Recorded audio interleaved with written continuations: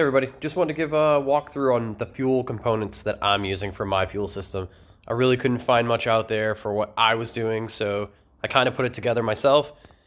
And we'll just go over a little bit of a list of what I have. So for a sending unit, I'm using the Autosports Engineering dual pump hanger. So far I really like it. I ordered the 535s through them as well. I just wish I'd known a little bit better or read the page a little bit better. When the sending unit came, it came with 6 AN. When I read the page, it said 8 AN. Fine print says you can have them send it 8 AN. But I didn't know, I didn't ask. So it came with 6 AN.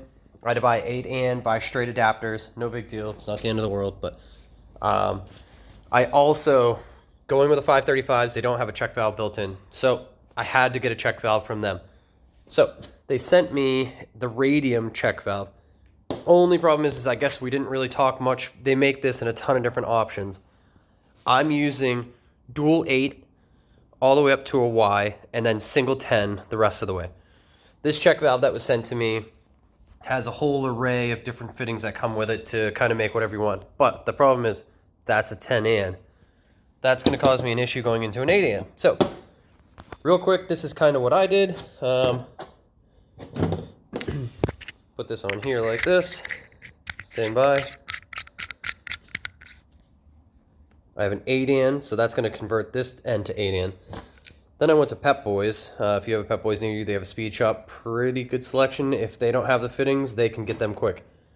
I ended up getting that adapter, 10 AN to 8 AN male flare reducer. So now, real quick, put that on there like that. Now I have, it's 8 AN, so that fitting's gonna go there.